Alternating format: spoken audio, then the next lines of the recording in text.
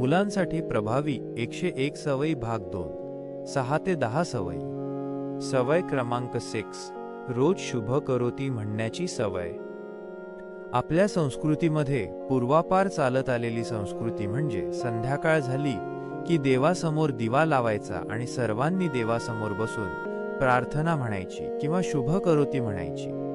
हल्ली अनेक घरात संध्याकाळी दिवा लागतो, पण तो टीव्हीचा। मुलांना जर देवासमोर बसायची सवय लावायची असेल तर संध्याकाळी शुभ करोती म्हणण्याच्या निमित्ताने ही सवय सहजतेने लावता येईल। जर घरातील मुलं रोज संध्याकाळी देवासमोर बसायला लागली तर आपोआपच घरातील वातावरणामध्ये सकारात्मक ऊर्जा तयार होईल आणि सर्वात महत्त्वाचं, त्या निमित्ताने घरातले सर्वजण एकत्र येतील। ही सवय मुलांना काय देऊन जाईल? शुभं करोती किंवा तत्सम संस्कृत श्लोक म्हटल्यामुळे मुलांचे शब्दोच्चार चांगले होतील, त्यांना भारतीय संस्कृतीची ओळख होईल। शुभ करोती झाल्यानंतर देवाला नमस्कार केला जाईल, त्याचबरोबर घरच्या मोठ्यांनाही नमस्कार केला जाईल। आपोआप मुलांमध्ये नम्रता येईल आणि देवाविषयी श्रद्धा भक्ती वाढीला लागेल। शुभ करोती बरोबरच एखादी कविता व पाढे अशा गोष्टी जर म्हणायला सुरुवात केली तर त्या निमित्ताने मुलांची त्या विषयातील गोडी वाढेल। ही सवय कशी लावाल? जेव्हा मुलं बघतात की आपल्या घरातील मुख्य व्यक्तीचं संध्याकाळी देवासमोर दिवा लावून काही मिनिटं बसतात, तेव्हा रोज असं बसायचं असतं, हे आपोआप त्यांच्या मनात पेरलं जाईल। सुरुवातीला काही मिनिटे का होईना प्रत्येकाने देवासमोर येऊन हात जोडायचे हा नियम केला तर त्या निमित्ताने का होईना सर्वजण देवासमोर येतील। गणपतीमध्ये संध्याकाळी अनेक घरांमध्ये आरती होते। ज्या वेळेस गणपती विसर्जन होईल त्यानंतर सुद्धा ही परंपरा चालू ठेवण्यासाठी तुम्ही मुलांना मोटिवेट केलं, प्रवृत्त केलं तर मुलं रोज बसतील। गणपतीमध्ये जो उत्सव साजरा करतात तोच उत्सव आपण साजरा करतोय असं मुलांना सांगून ही सवय पुढे चालू ठेवायला लावू शकतो। जर आजूबाजूच्या 2-3 घरातली मुलं एकत्र आणली आणि त्यांना संध्याकाळी 7 वाजता एकत्र बसवून शुभ करोती, ABCD, पाढे किंवा तत्सम गोष्टी म्हणण्याचा नियम केलात तर तुम्हाला जाणवेल काही दिवसातच कधी संध्याकाळ होतीये आणि कधी आम्ही प्रार्थना म्हणतोय असं मुलांना वाटायला लागेल। ही सवय कायम ठेवण्यासाठी काही दिवसांनंतर महिना अखेरीला किंवा दिवाळीच्या अगोदर पाठांतराची परीक्षा घेऊन त्या मुलांना बक्षीस दिलं तर पुढच्या वेळेस मुलं नवनवीन शिकायला, नवनवीन श्लोक शिकायला स्वतःहून तयार होतील, स्वतःहून सुरुवात करतील। सवय क्रमांक 7 थंड पाण्याने अंघोळ करण्याची सवय। मुलांना थंड पाण्याने अंघोळ करायची सवय लावा असं म्हटल्यानंतर पालक तक्रार करतात की अहो, थंड काय, गरम पाण्यानेही अंघोळ करायला तो नाही म्हणतो, तर थंड पाण्याने कशी करेल? पण खरं तर थंड पाण्याने अंघोळ करायचे अनेक फायदे आहेत। सर्वात महत्त्वाचं म्हणजे हा एक प्रकारचा निसर्गोपचार आहे, त्याने आरोग्य चांगलं होण्यास नक्कीच मदत होईल। ही सवय मुलांना काय देऊन जाईल?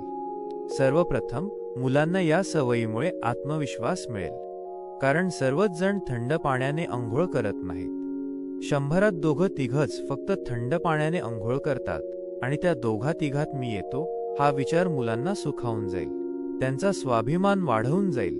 मुलांची शरीर प्रकृती निरोगी तर होईलच होईल, त्याचबरोबर मुलांचं मनही निरोगी होईल। गरम पाण्याने अंघोळ करताना किंवा टबमध्ये अंघोळ करताना अनेक वेळेस वेगळे विचार येऊ शकतात, पण थंड पाण्याने अंघोळ करताना मात्र तुम्हाला जाणवेल की त्या व्यक्तीचं मन त्या अंघोळीतच असतं, त्याच्या मनात वेगळे विचारच येऊ शकत नाहीत। आपोआपच मुलांची एकाग्रशक्ती आणि ध्यानशक्ती वाढायला मदत होते। ही सवय कशी लावाल? सर्वात उत्तम वेळ ही उन्हाळ्याची असेल।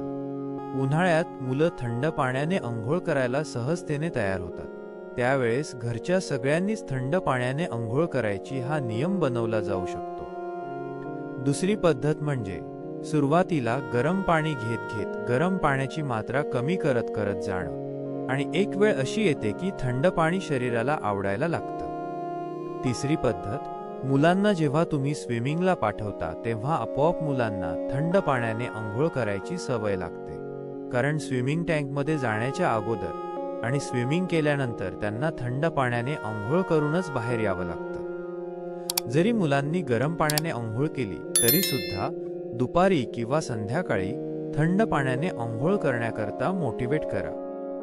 दिवसातून 2 वेळा अंघोळ घडेल आणि त्याचबरोबर मी थंड पाण्याने अंघोळ करू शकतो हा आत्मविश्वासही त्यांच्यात तयार होईल. सवय क्रमांक 8. स्वतःचे कपडे स्वतः धुण्याची सवय. मला असे अनेक लोक माहिती आहेत की ज्यांच्या घरी नोकरचाकर आहेत तरी देखील ते स्वतःचे कपडे स्वतः धुतात. याचं कारण त्यांना लागलेली सवय. ही सवय त्यांना स्वावलंबी बनवत जाते. हॉस्टेलमध्ये गेल्यानंतर अनेक जणांना स्वतःचे कपडे धुणं हे फार मोठं संकट वाटतं. तर टूरला जाताना, पिकनिकला जाताना काही लोक कपडे धुवायला लागू नयेत म्हणून जास्तीत जास्त कपडे घेऊन जायचा प्रयत्न करतात. पण असेही लोक आहेत जे फक्त 2 ड्रेसवर 8-8 दिवस ट्रिप करून येऊ शकतात. ही सवय मुलांना काय देऊन जाईल? या सवयीतून मुलांना स्वावलंबनाचे धडे मिळतील. हॉस्टेलला गेल्यावर हीच सवय मुलांना फार उपयोगी पडेल. त्याचबरोबर मुले कधीही कुठल्या पाहुण्यांकडे किंवा नवीन ठिकाणी राहायला गेल्यानंतर स्वतःचे कपडे स्वतःच धुणं ही त्यांच्यासाठी अभिमानाची गोष्ट असेल. या सवयीमुळे ती अनेकांच्या कौतुकास पात्र होतील. कुठल्याही मुलाला माझे कपडे कुठे आहेत हे आईला विचारायची गरज लागणार नाही.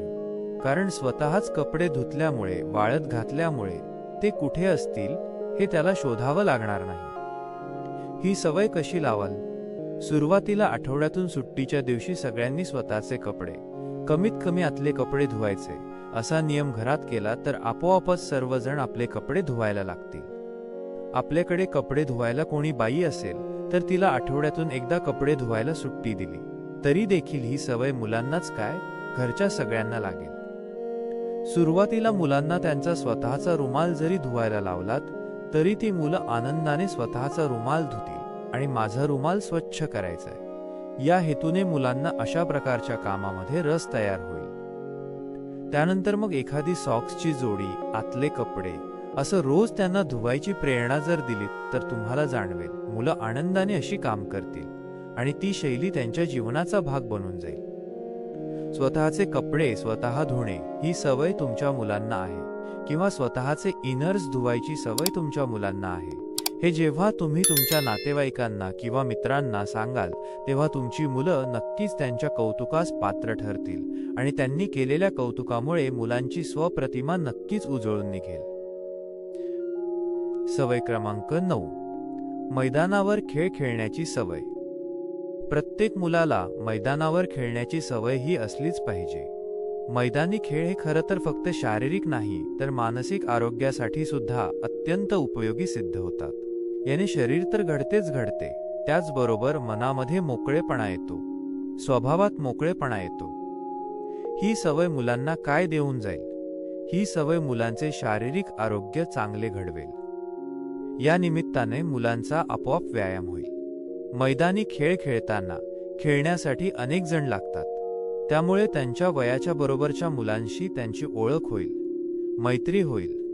मुलांमध्ये खिलाडू वृत्ती आपोआप जोपासायला लागेल, वाढायला लागेल.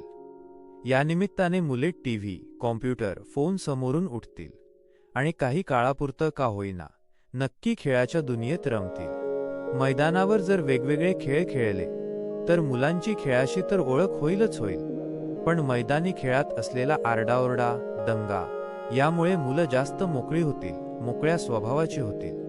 बुजऱ्या मुलांना ही सवय बरंच काही देऊन जाईल. आपली मुलं जास्त कॉन्फिडंट बनतील, जास्त साहसी बनतील. मुलांच्यातला बुजरेपणा लीलया दूर होईल. नवीन ठिकाणी जायची मुलांना कधीच भीती वाटणार नाही किंवा जर भीती वाटत असेल तर ती कमी कमी व्हायला नक्कीच सुरुवात होईल. मुलांना चांगला व्यायाम झाल्याने अर्थातच भूक चांगली लागेल, त्याचा परिणाम त्यांच्या शरीरावर होईल. अशा ठिकाणी गेल्यावर कुणाचाही आधार नसताना मला कार्य करायचंय, मला खेळायचंय ही भावना मुलांच्या मनामध्ये तुम्हाला दिसून येईल. योग्य वयात मुलांची योग्य उंची होणं, योग्य वजन होणं सहजतेने घडायला लागेल. सर्वात महत्त्वाचं, मैदानी खेळ हे मुलांना आनंद देऊन जातील. ही सवय कशी लावाल? अशी सवय लागण्याकरता आपल्या आजूबाजूला कुठे मैदान आहे याचा शोध नक्कीच घ्यायला पाहिजे. त्या मैदानावर मुलं का जातील यावर विचार करायला हवा. जर पालकच त्या मैदानावर जायला लागले तर त्यांच्याबरोबर मुलं आपोआप जायला लागतील. आपल्या बिल्डिंगमधील किंवा आपल्या सोसायटीमधील आजूबाजूच्या मुलांना एकत्र करून जर तुम्ही मैदानावर घेऊन गेलात तर त्या निमित्ताने मुलं तिथे जातील. तिथे सुरुवातीला अगदी लहान सहान जे मुलांना जमतील असे खेळ खेळायला लावले आणि जिंकणाऱ्याला किंवा खेळणाऱ्या प्रत्येकाला काही बक्षीस द्यायला सुरुवात केली तर आपोआपच ती सवय मुलांना लागेल. सुट्टीमध्ये, मग ती उन्हाळ्याची सुट्टी असो, दिवाळीची सुट्टी असो किंवा नाताळची सुट्टी असो, अशा सुट्टीमध्ये मुलांना तिथे चालणाऱ्या एखाद्या कॅम्पमध्ये किंवा एखाद्या ग्रुपमध्ये भाग घ्यायला लावा. आपोआपच तिथे मुलांना स्वतःहून जावंसं वाटेल, स्वतःहून मैदानी खेळ खेळावेसे वाटतील. मुलांना अशी सवय लावायची असेल तर मुलांना असे खेळ आणून द्या जे मैदानावर जाऊनच खेळावे लागतील. उदाहरणार्थ क्रिकेट, फुटबॉल, हॉकी. आपल्या मुलांना मैदानी खेळ, त्याच्या स्पर्धा बघायला घेऊन जाणं हा देखील त्यांना सवय लावण्यासाठी अत्यंत महत्त्वाचा टप्पा आहे. त्यासाठी मुलांना हॉकी, फुटबॉल, क्रिकेटच्या मॅचेस बघायला घेऊन जाणं, त्यांना स्टेडियम्स दाखवणं, त्यांना ग्राउंड्स दाखवणं, त्यांना खेळाच्या विविध प्रकारांची ओळख करून देणं हे देखील अत्यंत आवश्यक आहे. सवय क्रमांक 10. एकतरी कला जोपासायला हवी. ल. देशपांडे यांचे एक प्रसिद्ध वाक्य आहे, पोटापाण्याचा उद्योग तुम्हाला जगवेल, पण कलेशी केलेली मैत्री तुम्हाला का जगायचं हे सांगून जाईल. यासाठीच आपल्या मुलांची कलेशी मैत्री असायला हवी. त्यांच्याकडे किमान एकतरी कला असायला हवी आणि ती कला त्या मुलांनी जोपासायला हवी. यासाठी आईवडिलांनी आपल्या मुलातील गुण बघून त्याला कलेकडे घेऊन जाणं हे तितकंच आवश्यक आहे. प्रत्येक मुलामध्ये कला असतेच, पण ती कला कोणती हे त्याला समजणं हे देखील तितकंच आवश्यक आहे. ही सवय मुलांना काय देऊन जाईल? महत्त्वाचं म्हणजे मुलांमधील कलागुणांना आपोआप वाव मिळेल. मुलांची कलेशी मैत्री होईल. प्रत्येक कला ही आनंद देऊन जाते आणि त्याचबरोबर सर्जनशीलतेचा अनुभव देऊन जाते. हा अनुभव जर मुलांनी लहानपणातच घेतला तर जेव्हा ती मोठी होतील तेव्हा या क्षेत्रात ते आपोआप रमतील, या क्षेत्राचा आनंद घेतील. कला ही फक्त काही क्षणांपुरती मर्यादित नसते, तर ज्याच्याकडे जी कला असेल ती कला त्याच्या आयुष्यातील प्रत्येक भागात डोकवायला लागते. प्रत्येक ठिकाणी कळत नकळत तो कलाकारासारखं वागायला लागतो आणि ही सवय त्या मुलाला मिळालेली त्यांच्या आयुष्यातील सर्वात मोठी देणगी असेल. ही सवय कशी लावाल? सर्वप्रथम हे समजणं आवश्यक आहे की आपल्या मुलाला कशात रुची आहे. कुणाला चित्रकलेमध्ये तर कुणाला संगीतामध्ये, कुणाला गाण्यामध्ये तर कुणाला नकला करण्यामध्ये, कुणाला वेगवेगळे आवाज काढण्यामध्ये, कुणाला हाताने काम करण्यामध्ये. अशा अनेक प्रकारच्या कला मुलांमध्ये असतात. यासाठी मुलांना वेगवेगळ्या कलाकारांनी केलेल्या कला दाखवायला हव्यात. त्या कलेचा आनंद कसा घ्यायचा असतो हे समजून सांगायला हवं. त्याचबरोबर अशा कलाकारांची त्यांच्याशी भेट घडवून देणं हे देखील ही सवय लावण्यासाठी अत्यंत उपयोगी पडतं. आपल्या आजूबाजूला जर असे काही ग्रुप कार्यरत असतील जिथे कलेवर काम केले जात असेल, त्या ग्रुपबरोबर आपल्या मुलांना जोडणं हा देखील मुलांमध्ये कलेची आवड निर्माण करण्यासाठी सर्वोत्तम पर्याय ठरतो. आपल्या घरातील सणवार साजरे करताना आणि प्रत्येक सणाच्या दिवशी आपल्या मुलाला एखाद्या कलेशी कसं जोडता येईल यावर थोडा वेळ विचार केलात तर सहजतेने जाणवेल की प्रत्येक सण हा नवनवीन कलेला जन्म देण्यासाठी प्रेरणादायी ठरू शकतो, उपयुक्त ठरू शकतो. माहिती आवडली असेल तर अवश्य शेअर करा.